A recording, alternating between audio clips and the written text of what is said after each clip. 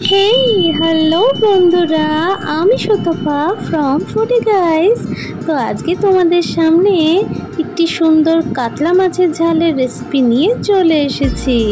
এই রেসিপিটা করতে গেলে কাতলা মাছের পিসগুলোকে নুন হলুদ মাখিয়ে ভালো করে সর্ষের তেলে কড়া করে ভেজে নিতে হবে এবং ওই মাছ ভাজার তেলের মধ্যেই ফোড়ন দিয়ে দিতে হবে গোটা জিরে এবং শুকনো লঙ্কা দুটি এবং তারপর সেগুলোকে হালকা নেড়েচেড়ে নিয়ে কুচিয়ে রাখা পেঁয়াজ দিয়ে আর সামান্য হলুদ গুঁড়ো এবং কয়েক দানা চিনি দিয়ে এটাকে ভালো করে নেড়ে নিতে হবে।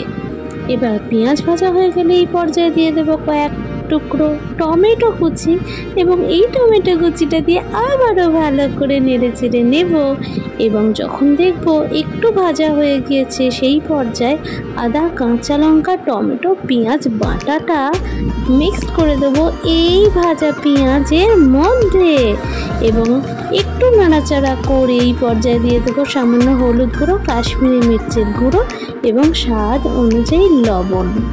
এরপরে একটু করে জল দেব আর ঢাকা চাপা দিয়ে কষতে থাকবো।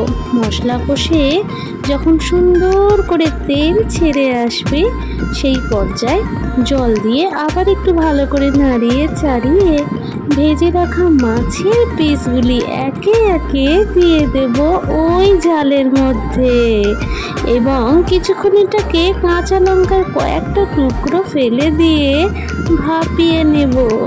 তারপরে আবার ঢাকাটা খুলে তার মধ্যে ছড়িয়ে দেব ধনে পাতা কুচি এবং আবার কিছুক্ষণের জন্য দমে রেখে দেব এই মাছের সুন্দর রেসিপিটা। ব্যাস আর কি, রেডি হয়ে গেল। এইবার এই মাছের ঝালটা দিয়ে গরম গরম ভাতটা কেবলমাত্র টেস্ট করার পালা।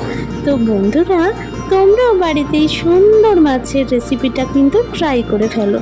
দেখা হচ্ছে পরের ভিডিওতে। টাটা।